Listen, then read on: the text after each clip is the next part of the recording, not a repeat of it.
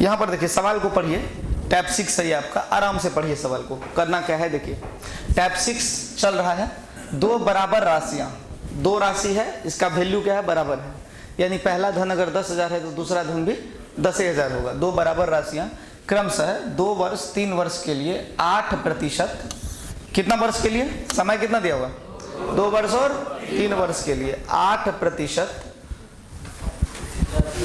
देखिए ध्यान से, 8% प्रति वर्ष साधारण ब्याज पर उधार ली गई। ब्याज में अंतर 56 रुपया का था, उधार ली गई राशि ज्ञात करें। आपके पास एक फॉर्मूला था PTR% इक्वल्स टू SI था ना, लेकिन यहाँ पर SI नहीं है, यहाँ पर क्या बोला था, ब्याज का अंतर है। तो SI के जगह हम क्या दे रहे हैं, ब्याज का अंतर दे रहे हैं। कितना रुपया दे रहे हैं, 56 रुपया। तो ये तो SI है, लेकिन हम लिखे क्या, ब्याज का अंतर लिखे। तो निश्चित रूप से या तो मूलधन का अंतर क्वेश्चन में दिया होगा, या तो समय का अंतर दिया होगा, या तो दर का अंतर दिया होगा। मैं क्या कह रहा हूं समझो, फॉर्मूला यही है, PTR% बराबर SI। अगर आपको अंतिम में ब्याज का अंतर अवेलेबल रहे तो शुरू में क्वेश्चन में या तो मूलधन का डिफरेंसेस दिया रहेगा, या तो समय का डिफरेंसेस दिया रहेगा, या तो दर का डिफरेंसेस दिया रहेगा। तो मूलधन तो हमको निकालना ही है, तो इसका अंतर कहां से देगा, यही हमको निकालना है। समय जो है दिया हुआ है 2 वर्ष और 3 वर्ष, तो यही हो गया। जैसे ब्याज का अंतर हुआ उसी तरह से समय का अंतर लिखना है, तो हो जाएगा 1 वर्ष। नहीं समझे बात को, 2 वर्ष और 3 वर्ष का अंतर कितना है, 1 वर्ष है। और दर दिया हुआ है, दर कितना है, 8% था, कितना था, 8%, यानी 8/100। फिर मैं कह रहा हूं PTR% बराबर SI। SI जो है वो है 56 रुपया अंतर, ठीक, अंतर दिया हुआ 56। SI मतलब साधारण ब्याज, लेकिन साधारण ब्याज की जगह क्या है, ब्याज का अंतर देल है। तो अगर ब्याज का अंतर दिया होगा तो निश्चित रूप से क्वेश्चन में या तो मूलधन का अंतर होगा, या तो समय का अंतर होगा, या तो दर का अंतर भी दिया हुआ होगा। यानी ब्याज का अंतर तभी अवेलेबल हो सकता है जब मूलधन समय दर में से किसी एक का अंतर होगा।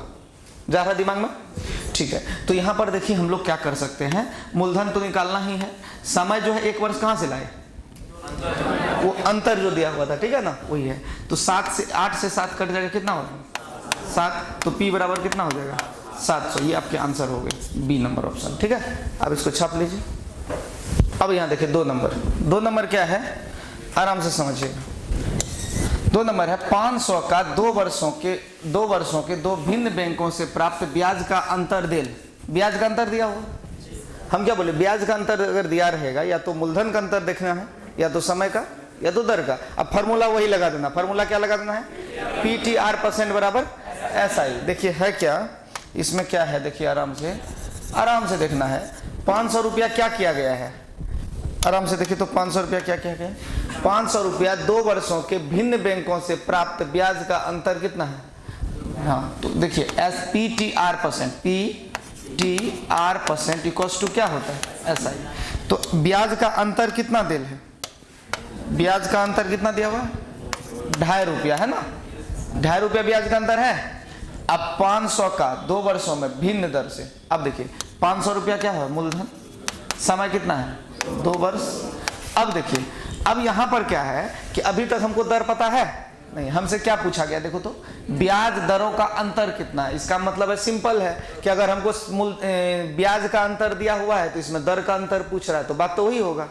तो यहाँ पर R लिख लेंगे, R/100। तो ये जो R होगा ये वाजिब में R नहीं होगा, ये क्या होगा, दर का अंतर हो जाएगा। चूंकि देखो अगर हमको ब्याज का अंतर दिया हुआ है तो मूलधन का अंतर होना चाहिए था, नहीं है, कोई बात नहीं। समय का अंतर होना चाहिए, नहीं है, कोई बात नहीं। तो दर का अंतर तो निश्चित होगा, क्योंकि अगर ये तीनों में से किसी का अंतर नहीं होगा तो फिर ये ब्याज का अंतर कहां से होगा, इसे पहले बताए थे। तो ये जो दर है ये क्या है, ये R जो है ये क्या है, वाजिब में दर का अंतर है। ये कट गया, ठीक है, आराम से समझिएगा। तो R बराबर आपका हो जाएगा 25/2.5/5 दूनी 10। कोई दिक्कत यहाँ तक नहीं है। अब ये पॉइंट हटेगा तो क्या आ जाएगा, एक और 0। तो अब 25/100 बराबर 0.25%। ये क्या निकलेगा, यही निकलेगा दर का अंतर।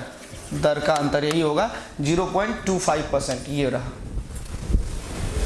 ये वाजिब में दर नहीं है बल्कि दर का अंतर है। ऐसा क्यों हुआ, क्योंकि यहां पर ये ब्याज का अंतर दिया हुआ, ये जो 2.5 रुपया है ना, ये ब्याज का अंतर है। तो या तो मूलधन का अंतर होगा, या तो समय का, या तो दर का। ऑब्वियस सी बात है, मूलधन का अंतर नहीं है, समय 2 वर्ष दिया हुआ है, क्लियर है, ये भी अंतर नहीं है। लेकिन पूछ क्या रहा है, ब्याज दरों का अंतर कितना होगा। इसका मतलब जो रेट है उसी का डिफरेंसेस पूछ रहा है। ठीक, चलिए देखते हैं इसको आराम आराम से। इसमें जो दिया गया है चीजें वो क्या है, देखिए, किसी निश्चित राशि पर किसी निश्चित समय में निश्चित दर से 450 साधारण ब्याज के रूप में प्राप्त होते हैं, मतलब 480। ठीक है, आराम से समझिए, सवाल में बिल्कुल दम नहीं है। एक बात बताते हैं, ये जो है PTR% बराबर क्या होता है ये बताओ। SI, तो P में चेंजिंग करेंगे तो SI में चेंज हो जाएगा, T में छेड़छाड़ करेंगे तो SI में छेड़छाड़ होगा, R में छेड़छाड़ करेंगे तो SI में छेड़, यानी इन तीनों का असर इस पे दिखता है। अब इन तीनों में कोई भी बदमाश हो जाएगा तो इसका असर किस पे दिखेगा, SI पे। तो सवाल कह रहा है कि निश्चित राशि मतलब मूलधन क्या है मालूम, कोई फिक्स मूलधन है, निश्चित समय में, समय भी मालूम नहीं है, निश्चित दर से कितना रुपया ब्याज होता है, 480 ब्याज हो ना रहा है जी, ब्याज कितना हो रहा है 480। अब कहता है साधारण ब्याज प्राप्त होते हैं, यहां तक पता चल गया, एक ही बात हुआ कि 480 का ब्याज निकला। अब कहता है मूलधन 20% बढ़ा देंगे, तो हम क्या बोल रहे थे, मूलधन 20% बढ़ाइएगा तो ब्याज भी 20% बढ़ेगा, क्योंकि देखो PTR% बराबर क्या होता है, PTR% बराबर क्या होगा, SI। अब मूलधन बढ़ा देंगे तो इहो न बढ़ेगा, मूलधन बढ़ाएंगे तो बढ़ेगा, मूलधन घटा देंगे तो घट जाएगा। तो मूलधन कितना बढ़ाने बोला है, 20% मूलधन बढ़ाएगा, तो इसका सीधा असर यहाँ पे दिखेगा 120/100 हो जाएगा ये। ठीक, समझे बात को, हो गया।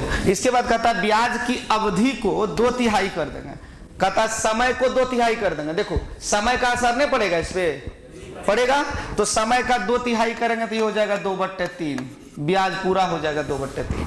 अब कहता है तथा वार्षिक दर को कितना कर दिया जाए, 5/3।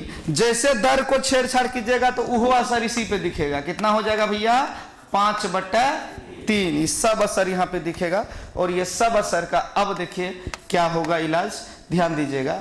3 तिया या 3 से कटा दीजिए, 3 चौके 3 से कटा दीजिए, 16 तिया 48। आराम से देखिएगा, चिंता नहीं करना। 16 चौके 64 पे 5 दूनी 10, 1 गो 0, 640 टका ये रहा भी।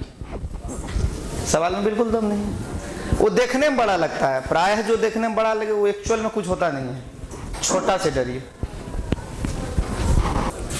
इस सवाल नहीं समझे, मूलधन 20% बढ़ाएंगे तो मेरा ई ब्याज 20% बढ़ जाएगा, समय का 2/3 करेंगे तो ई पूरा ब्याज मेरा 2/3 हो जाएगा, और दर 5/3 गुना करेंगे तो ब्याज 5/3 गुना हो जाएगा, आंसर आपका आ जाएगा। ठीक, चले आगे बढ़े।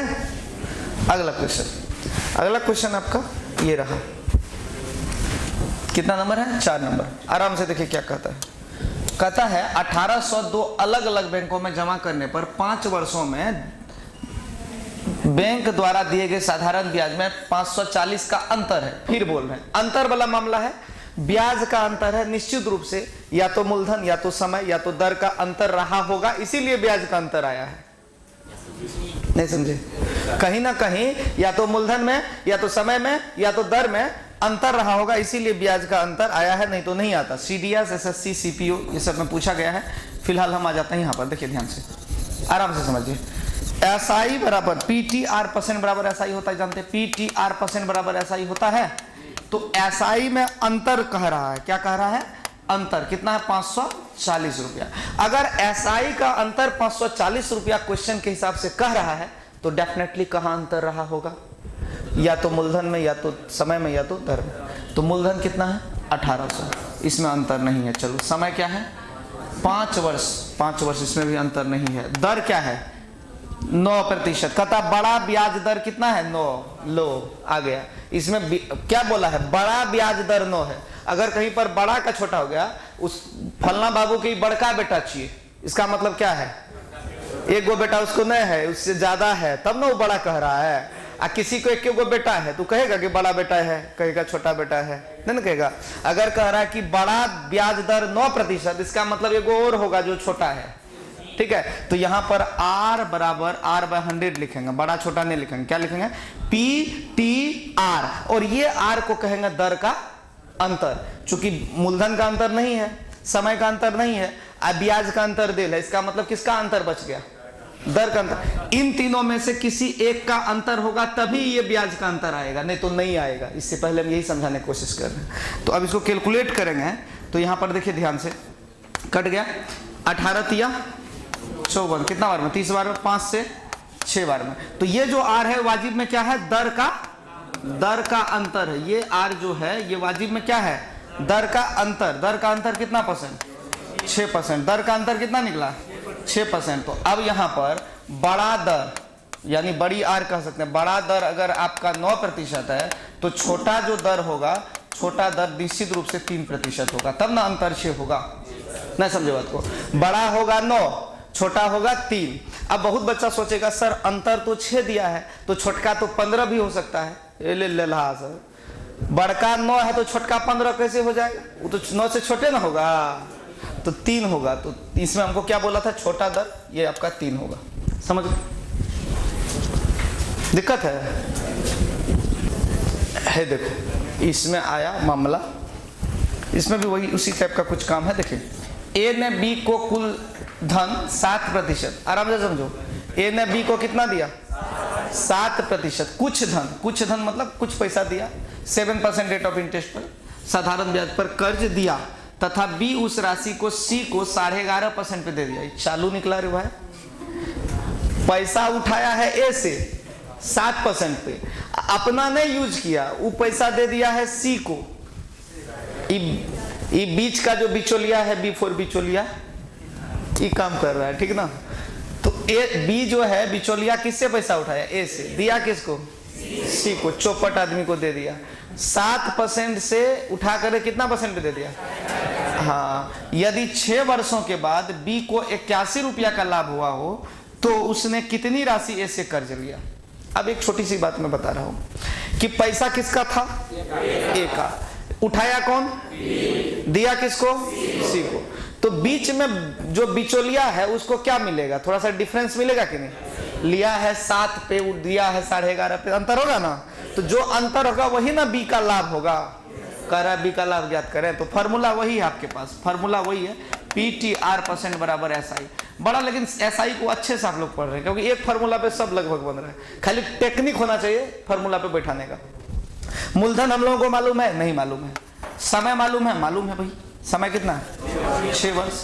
दर मालूम है? हाँ मालूम है। दर का अंतर लिख देंगे। देखो 7 पे लिए थे, 11.5 पे दिए थे, तो अंतर कितना हुआ? 4.5% का अंतर हुआ। अब देखो मूलधन हो गया, समय हो गया, दर का अंतर हुआ। अगर मूलधन समय दर का अंतर हो गया तो इसका मतलब निश्चित रूप से ब्याज का अंतर भी होगा। अब ब्याज का अंतर कितना है? तो 81 रुपया। अब कहिएगा कैसे? बताते हैं। बी उठाया था किसे? ए से। दिया किसको? सी को। तो फिर वापस सी से लिया होगा, दिया होगा किसको? ए को। उसी बीच में ना जो डिफरेंस होगा वही 81 टका होगा कि वो अपना रख लिया। बी कौन पैसा रखेगा? ब्याज का जो अंतर होगा, इस 4.5% वाला जो पैसा होगा वही ना रखेगा कि सब पैसा रख लेगा? कहेगा जो नहीं देंगे। बिचौलिया को कभी कभी नुकसान भी लगता है, जानते हैं? कभी नुकसान लग जाता है। हम ये लड़का सत्यम से पैसा उठा के इसको दे दिए, ठीक है? इससे 7% उठा, इसको 11.5% पे दे दिए। जब तक इंटरेस्ट दे रहे हैं तो बड़ा मजा आएगा। एक दिन ऐसा होगा कि पैसा डूब गया। आज सत्यम तो हमको जानता है, ठीक है ना? ऐसी स्थिति में भी कभी कभी बिचौलिया फंस जाता है। ऐसा स्थिति हो जाएगा कि आप पैसा लेबो नहीं किए, आप फंस गए, ठीक है? और चांसेस बिहार में इसी का ज्यादा रहता है कि आप अगर किसी को पैसा उठा के दिए, फायदा हो घटा हो बात की बात है, ये ज्यादा चांसेस है कि भरना आपको पड़ेगा अंतिम में। तो खैर छोड़िए, यहाँ से शुरू करते हैं कार्यक्रम। यहाँ देखिए ध्यान से, पॉइंट हटेगा तो 1 0 और आ जाएगा। 9 5 45 हो जाएगा क्या? और 9 9 81 हो जाएगा क्या? हो जाएगा। अब आप आराम से P बराबर लिख दीजिए। क्या लिखेंगे? P बराबर, आंसर आ गया ऐसा समझो। P बराबर लिख देंगे। P बराबर क्या होगा? देखो P बराबर कुछ खास नहीं है, तुरंत बन जाएगा। P बराबर ई 100 कहाँ जाएगा? 1000, तो 9000 हो जाएगा, ठीक? 9000 बट्टा 6 5 30, 0 0 कट गया, बराबर क्या है? 300 रुपया। 300 टका कहाँ? सीन। समझ गए? कुछ खास बात नहीं है, हो जाएगा आप लोग से।